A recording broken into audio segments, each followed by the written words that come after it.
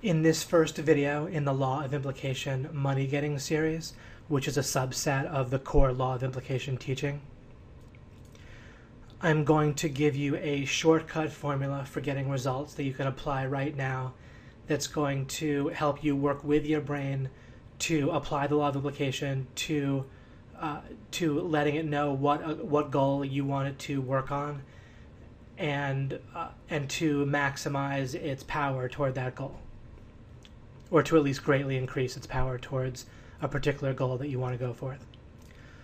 Left to its own devices, your brain is going to tend to have a very vague idea, if any, of the goals that you really want, and it's going to be quite scattered in the power that it and the directionality that it focuses on towards that goal. If you hypnotize someone, this is quite interesting, they can lift much more weight because under normal circumstances, your muscles actually work against each other. If you were to go down to the fiber level of your muscles, then a lot of them work in one direction, but a bunch of them in the very same muscle work against the direction that you're trying to go. And under hypnosis, that it can be much more focused in one direction. That's a nice analogy, and analogies are fine if you've heard some of my other teaching about analogies, if someone is using them to explain a different concept, as long as the person understands the concept that's explaining.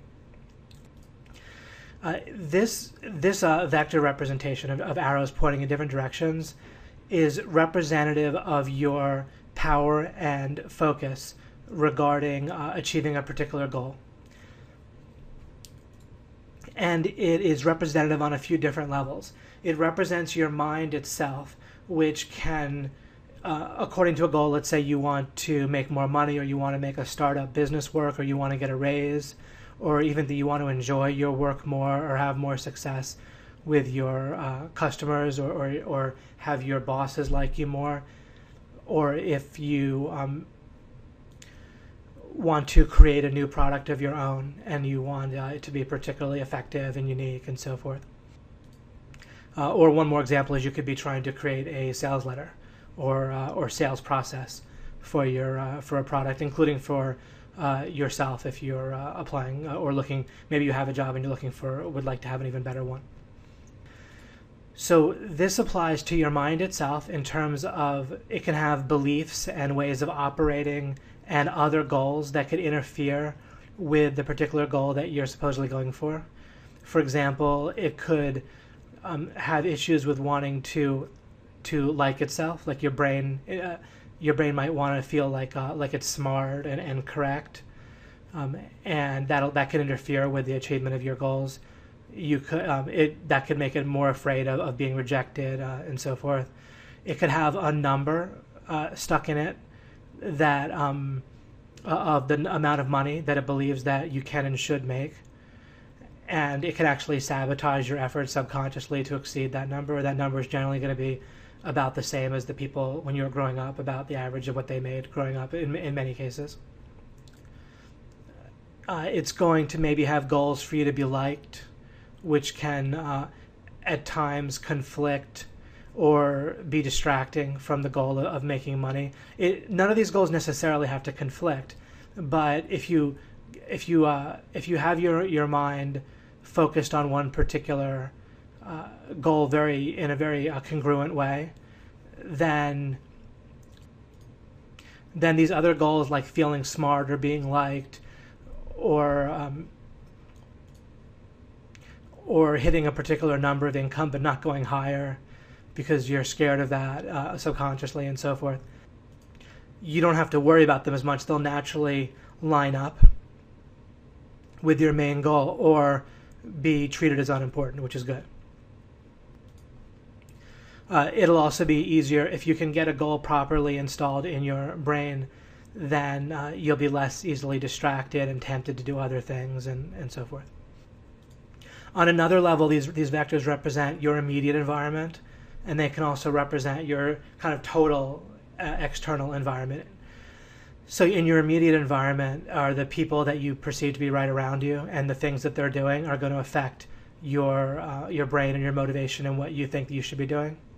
just having someone nearby doing something else or working on something, or if someone that doesn't respect you very much is going to affect your achievement of a goal. So there's all these different vectors. Again, some can be unimportant but feel important. If your goal is not clear, if you make your goal clear, then things that aren't important can drop away, become less important. And you can also spot things that are very important and try to and focus on those things. If you're in a romantic relationship or in a business and you want to impress your boss, there's certain things that are going to be important to your boss. And if you don't look for those things, you might just ignore them and do what you think is important rather than what your boss thinks is important.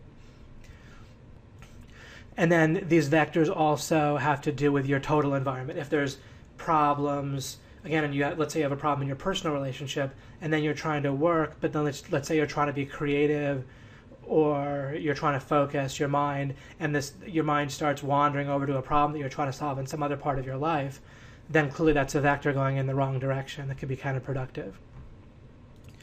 So that introduction, or this model, can help us to get a sense of one of the many ways that what I'm about to show you is going to help you.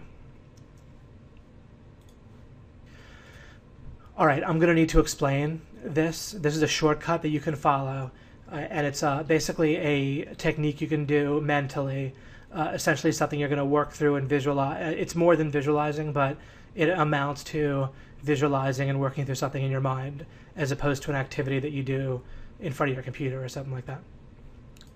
And this is generally separate from taking actual action towards the result you want. This is an action toward the result you want, but it's kind of on its own and on your own time within your head, and you can repeat it, day by day and so forth, or when you feel like you want to. But doing this will have a very significant impact on your brain's power that it puts and focused power that it puts towards achieving a particular goal. The result will be you'll achieve better and easier, and it's a very significant difference. Okay, so here's what you do. All right, the first thing you do is you're focusing on something mentally in your mind. All right, and the first thing you want to do is not focus on the goal itself or even achieving the goal, but you want to focus on something that happens right after you achieve your goal that would be a consequence of achieving your goal. So, for example, if you make more money either in your own business or you get a raise at work, you could imagine, for example, calling your spouse or calling whoever, a friend, your mother, whatever, calling them, let's just say for the sake of this example, calling your spouse. So you call your spouse and you excitedly say, hey, I got the raise, or my business just hit it's a dollar figure goal, my first step that I wanted to hit with 5 figures a month, or whatever it might be. And you're telling them, and then you want to continue and not just picture that, but flesh that scenario out a little bit. Imagine your spouse like replying to you and saying, "Wow, what was the final thing that did it for you?" Or and you're like, "Oh, it was this," and they'll say like, "Oh, when did you find out?" And how do you feel? What is that like? And imagine them asking, and then you're replying to them, and you can. When doing this, you can either, this will happen sort of naturally, but you can also sort of mimic the body language. If you're totally alone, you could even say something out loud in order to go along with what you're picturing in your mind. You can, you can move your arms and do whatever you want to supplement what you're picturing in your mind if you want to. Actually, these days you don't have to be alone. With cell phones and Bluetooth, people just think you're talking on the phone. So you can actually, it used to be if you talked to yourself and that was a problem, but these days people, you can't tell whether someone's talking to themselves anyway. So you can just walk down the street talking loudly to yourself, and no one would bat an eyelash probably. It's kind of humorous. All right, so that's the first step. Remember that the important thing, and this goes along with the law of implication. This is the powerful way to communicate with your brain in the way that it understands, is to picture a scenario that is fleshed out to a decent degree that happens after you achieve your goal. Let me also point out that you don't need to limit your goal to just making money, for example. You can also imagine that you are both hit your income target and you enjoy doing it, and you can sustain and grow from there, and people are benefiting. In other words, like your customers or the business that you work for are benefiting as well, and you can see that. So don't just limit your goals to one linear type of thing, like how much money you make, but take a look at and get a benefit in terms of happiness for yourself and others. And also focus on some sustainability. And imagine maybe being happy based on that goal long term. What our brain will do by default is stop making us happy about a particular goal soon after we achieve it. But it's actually possible to counteract that. If all you have to do is keep freshly in mind how you felt before you had the goal, like a mental picture of before you achieved it. I can remember very clearly what it would have been like in high school if someone had told me that I would have the wife and the marriage with my wife that I have today. I would have been so freaking happy. Could hardly believe it.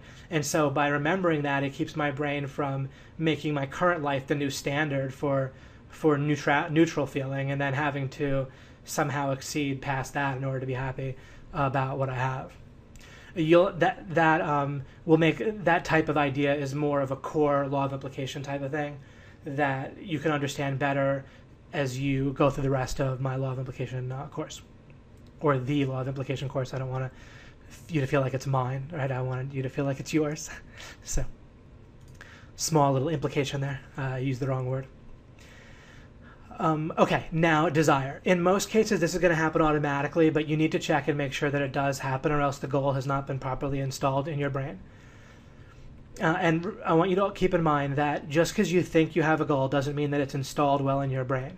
When it's installed well, your brain will be quite focused and congruent and not sabotaging and inhibiting on its way to achieving the goal. All right, you'll be much more likely to take action naturally without really trying, and spot opportunity and do things quickly and well and be proactive and all that. That'll just kind of naturally come subconsciously. You'll just feel it and do it if you install a goal properly. Elsewhere in the law of implication, I explain that your brain can be thought of as no more nor less than a goal-achieving mechanism. That's all it is, and that's a great way to look at it. It's a great mental model to have, and you'll keep on having life make sense to you if you view your brain that way. It'll keep on just working great. All right, so with desire, you're focusing on this scenario, right, that happens after you achieve a goal, and you're fleshing it out, and then you want to check and make sure that you feel like really that's something that you want. And the more you kind of flesh it out and look at benefits and connections to how other benefits, maybe you get home that day and your wife is all dressed sexy and you guys have a really romantic and sexual time after that. And of course, you might be a woman listening to this, but you understand what I mean. I'm just giving you examples. You can apply that to yourself and your situation. But that would be an example of fleshing out the goal in a way you really feel excitement and desire. You might imagine withdrawing actual cash and then buying something you want. Presumably you don't imagine just spending all the money that you make or blowing it, right? I like just having it personally in like a savings account or investment account. I'm more like owning money because it represents freedom to me. Rather, there's very little I want to buy. I just want to survive reasonably comfortably. It takes me a few $1,000s a month with myself and my family. And then the rest of it I just like to save and feel like I have freedom. I don't have to do what other people want me to do if I don't want to. So whatever it is that makes you feel great about your goal, flesh out the scenario, look for connections. You can just create connections too, like I did with you. Imagine your wife goes home, you come home and your wife is all excited. And you don't even have to worry about whether that actually is going to happen. You're just installing the goal, as long as it's the next thing is going to have to do with belief. But first, make sure you have desire, and make sure that by fleshing things out in the scenario that you're creating in your mind, that the more you increase the desire, and you increase it by connecting it and zooming in on things that you like, then the more powerfully your brain will go after this goal, including while you're sleeping and so forth. It's going to be working on it, right? All right, the next part here, belief, is going to have to do with removing a potential block or inhibiting factor on your goal achievement that your brain will help you do automatically. You need to get to the point where you believe that it's possible that this goal can be achieved. You don't have one thing to do that'll help. There's a number of things to do that'll help with this. if you have trouble with it. One is forget about the probability. All right, just understand, just get to where you look at it as plausible. One simple thing you can do is look around and think about, if it's about making money, you can think, well, gee, Mark Zuckerberg is a billionaire. Why can't I be a millionaire, right? Is he so special? Or maybe just a guy that right, that makes a bunch of money, or a woman that that makes a bunch of money, and think, well, if they can do it, I can do it. All you're trying to do is get to where you feel like it's reasonably possible, which will, again, remove a block, okay, that could potentially be there.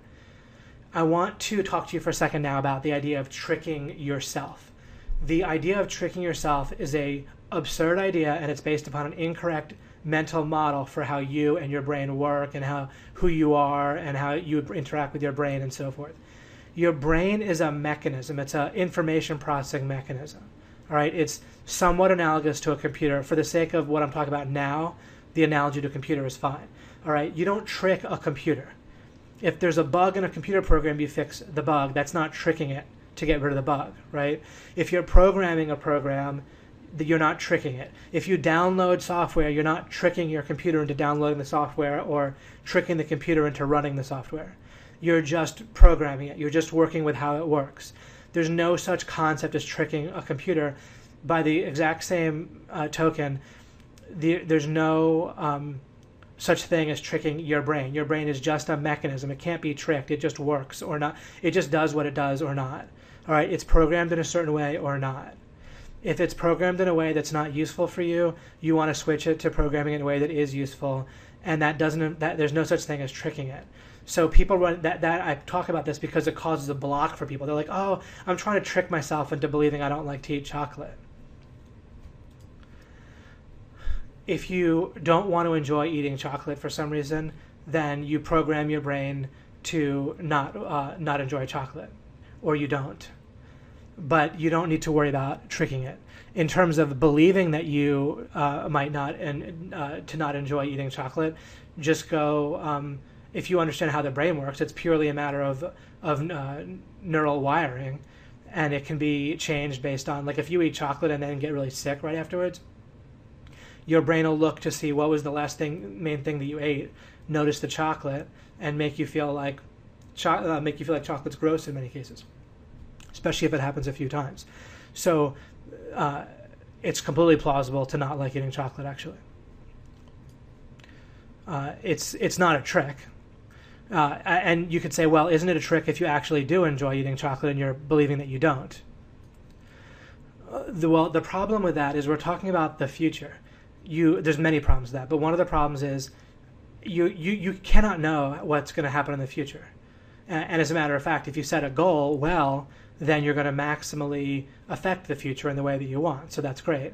So having beliefs about the future is pointless. Right? You just don't need it. You can, if you have to make a decision to avoid harm or something like that, you can make a decision about the future or what you're going to do so you don't crash your car or something like that.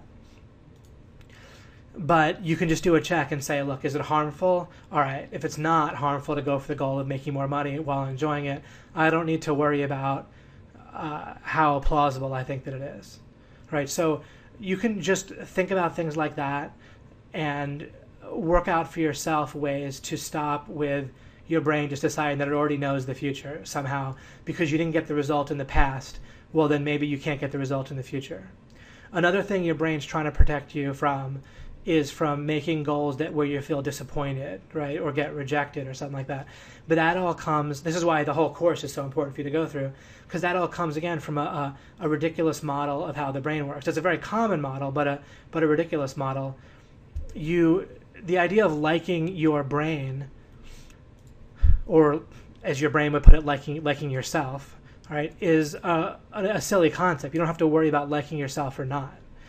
What you should understand is that your brain and your mind have some correct ideas and some incorrect ideas, some ways of operating that are good, some that aren't so useful, and some that are useful, but they also need to be guided. So forget about liking that or not. There's some good stuff and there's some bad stuff in your mind and brain. It has its skills, it has its limitations. There could be skills you'll have next year you don't have now. It doesn't matter what you think of yourself. So you don't need to be afraid of getting bad feedback about your brain's ideas, right? If you get feedback, if you get a rejection or something like that, so what? So you can improve. And just continue to work through. I can't necessarily hit on every possible objection that you might run into right here, but as you go through the whole law of implication course, it can help you more and more to think through this. If there's some goal that you are going for that you're having trouble believing, then you'll probably hit upon the solution. And you can ask, as I'll come to in a minute, you can ask positive questions. How can I believe that this is plausible for me to achieve? And start looking around in the environment and around you and other people and whatever you want to do, whatever can, or just think about times in your past when you thought you couldn't do something and then you achieved it. Well, gosh, you just caught your brain red-handed thinking that you couldn't do something and then you could. So if your brain's wrong sometimes, why should you put much credence in the beliefs that it has about this goal? Okay, that is the whole technique. You can repeat it if you want, each day or once in a while when you think of it, or if you notice that you feel like you're getting distracted or you don't seem to be going for the goal that you think you want very strongly, then this isn't going to be the only factor. It doesn't mean you'll achieve every result just because of this one shortcut. It is a shortcut that I'm giving you that you can use in the absence of a whole lot of else of understanding about the law of implication. The true way to get incredible results in life and get everything you want is the whole law of implication and applying it in kind of pervasively throughout your life, both thinking and action and communication. But again, this is a great shortcut for you. Before we end the video, though, I'm going to go over to one more slide that's going to give you some more instructions. And this is separate from the mental exercise that I gave for you here. All right, I'm going to give you two things to do. One thing to both do and not do, as I'll point out, and then two things to watch out for. So specifically what you want to do as you're going about achieving a goal, then you want to be sort of consistently asking positive questions. If you notice yourself either making positive statements like, I can do this, or if you notice negative statements about the future, or if you notice negative questions like, why does this always happen to me, or why can't I learn this, or blaming other people, why do these people have to make such a darn hard instruction manual, or why can't they teach this better, why can't David organize things better, all that. When you notice anything other than a positive question, then reframe it to a positive question. A positive question is something like, how do I get this website ranked #1 on Google? Or how can I create a product that'll really help people? Or and now I'm giving kind of general questions as you're trying to create that product, or as you're how can I get a raise? As you're trying to do that, smaller issues will come up, right? Like instead of saying, oh gosh, I can never get an interview or have a discussion with my boss without someone else there. Instead of making a statement like that, reframe it to a positive question, like, how can I get an audience with my boss where there's not someone else there? All right. And so the red flag is whenever you notice yourself making something other than a positive question. But there's one other thing that you can and should do, which is to acknowledge reality. Now, acknowledge reality is very different than a negative statement. A negative statement carries an implication that the future will remain negative. Acknowledging reality just says, okay, I haven't yet been able to get an audience with my boss where we're both alone, or I haven't yet figured out how to create a unique product that can really help people, or I don't yet understand how to rank #1 for my website on Google. All right, that's acknowledging reality. Acknowledging reality is terrific. You want to combine the acknowledgement of reality with positive questions, and when you ask positive questions, you don't want to address them to a particular source. You can sort of pray them, addressing them partly to God, or even fully to God, but then you're open to having a reply from any source. And I would caution you about just assuming that a reply to the question is God speaking, because that can make you a little bit too uncritical of the response. Every answer isn't necessarily a correct answer, including if the answer appears in your own brain, in your own mind.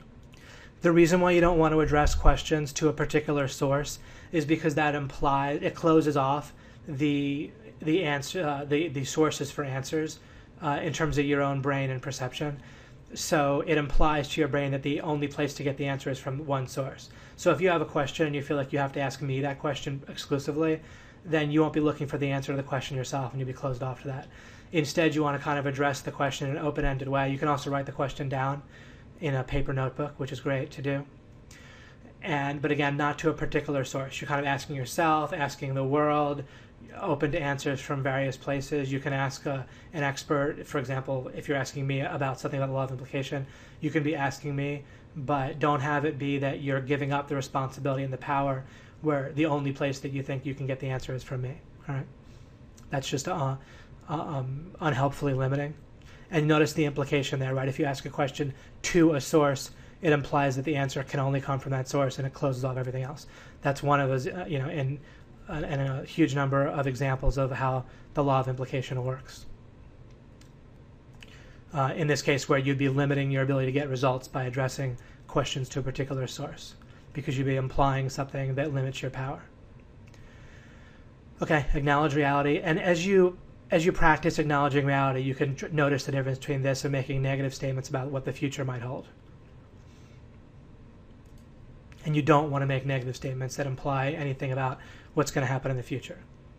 Really, the implication of acknowledging reality is that the future will be different, because the whole point of acknowledging reality in the right way, saying, okay, here's what's going on right now. I haven't achieved this yet. I don't yet know how to do this. That's fine. That actually implies that you will figure it out, you see? So acknowledging reality is a very positive and useful thing. And you could figure that out by the law of implication. Okay, next. Now, there's two types of overwhelm. One type that I'm not really referring to, but I'll quickly deal with here, is the idea of having the feeling of like you have to do a whole bunch of important things at once, and you feel like you just don't know where to start or that it's too much and you can't accomplish it all. There's an easy way to deal with that, and that is to pick one thing that you think is most important. If two things seem equally important, choose at random, all right, and do one thing. It's not going to help you. You can just ask the simple question, well, can I do both things simultaneously? Is that more efficient? In nearly every case, the answer is no. It's more efficient to do one. You can only do one thing at a time. And so start with just one thing. Try to pick the one that's most important. If you can't choose which is most important, pick at random. And then just start doing that one thing, and your feeling of overwhelm will quickly go away. There's a second type of overwhelm that I'm mainly referring to here, which is where achieving this one goal still feels overwhelmingly difficult. Or related to that is a feeling like you're trying to learn something and it just feels so confusing. Either the information that you're being taught just feels confusing, or when you try to find information on it, you feel confused. Okay, this is like an illusionary wall. This is actually very good for you if you treat it in the right way, and this will have a great impact on your power and your ability to get results in life, and therefore your quality of life is if you understand here what I'm saying and you apply it. Confusion and this sense of overwhelm from trying to achieve one goal but having it feel really hard is great, because it's a signal that your brain is about to kick into high gear and really focus in and devote a lot more of its resources, which mostly are wasted, of your brain. Mostly they're just checking Facebook, or doing something like that, right? A lot of your brain power is just kind of off, like looking for random crappy distractions and looking around and seeing what your peers are doing to see how well you're doing and so forth. So a feeling of confusion and or a feeling of overwhelm is great as long as you embrace it. So it's like walking into an illusionary brick wall. Just keep walking. You'll see that it's not really there. You'll come out the other end, and you'll be much more focused and powerful. Your brain will devote more resources.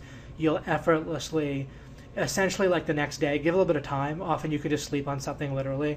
You can come back to it the next day. First, kind of look it over enough that you have a good overview. And then if you're able to, come back the next day. If not, you can just get up, take a short walk, drink some water or whatever, and then come back to it. But embrace it.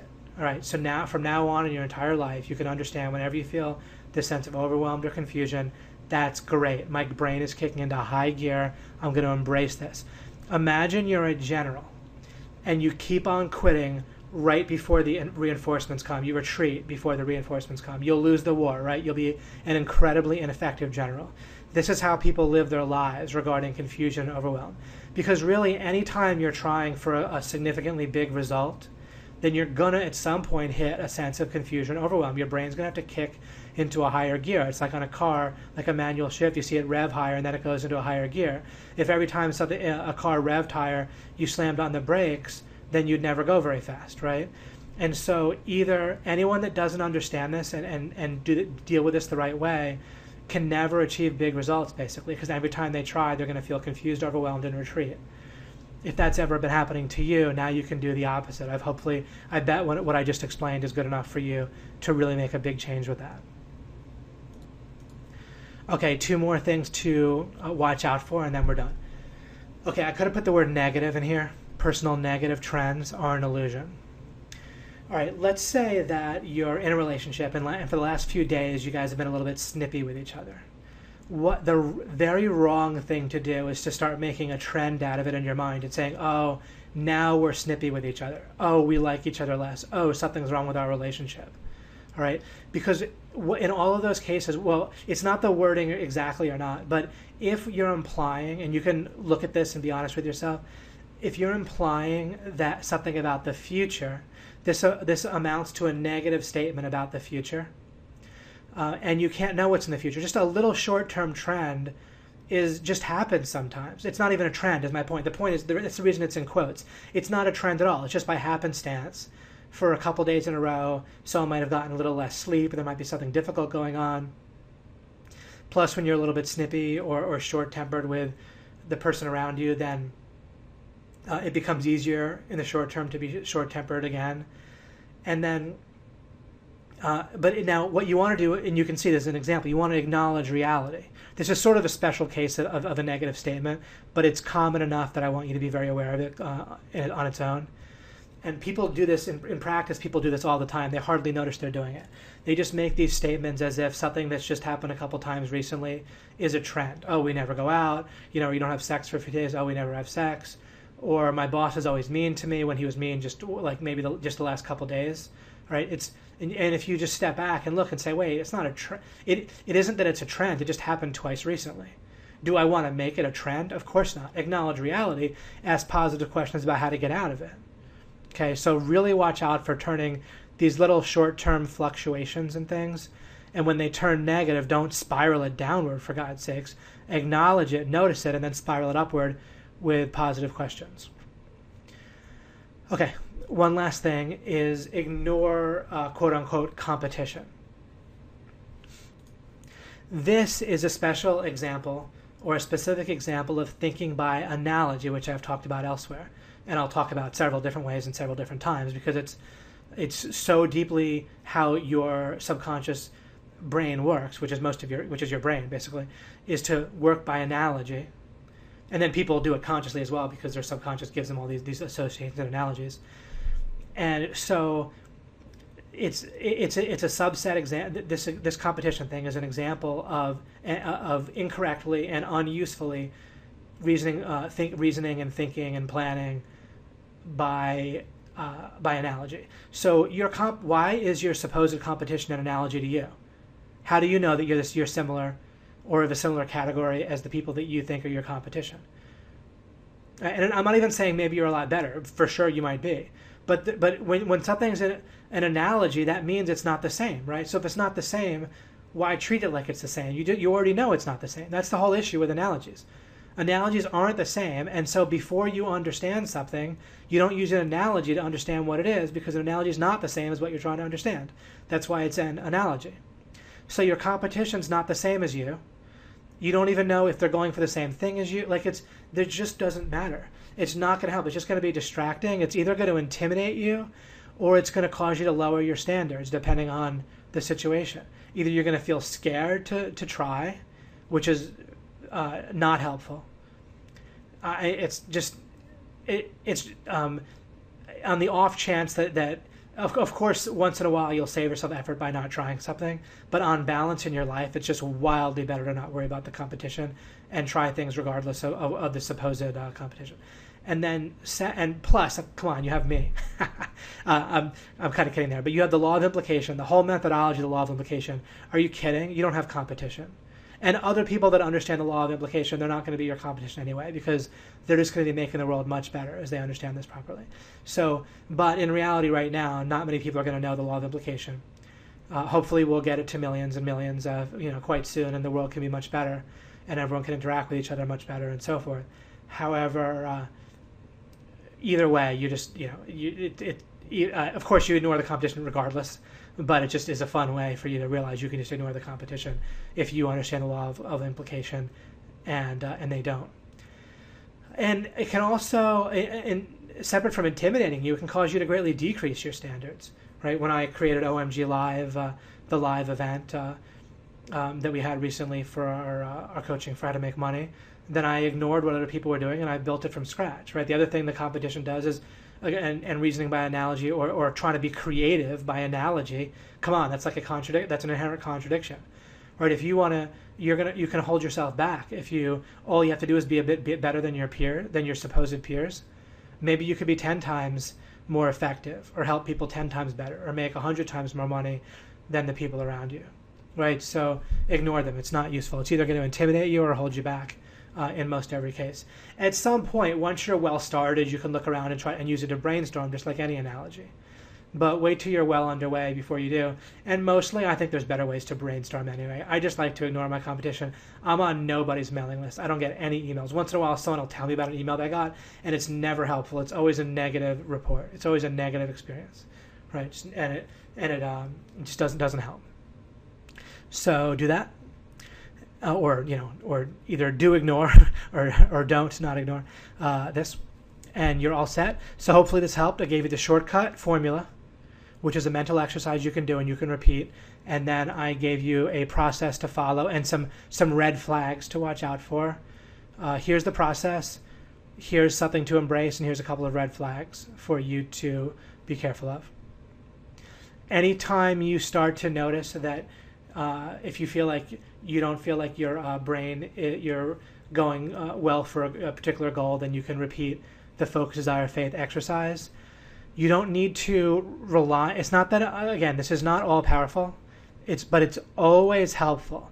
And if you understand it as I explained it, and you understand how the brain works just a little bit, you can see that it's always better to have your brain have a clearer idea of what you want and to believe it's possible. And it'll always be easier for you to achieve a goal and more pleasurable and less distracting than otherwise. So this is always going to help.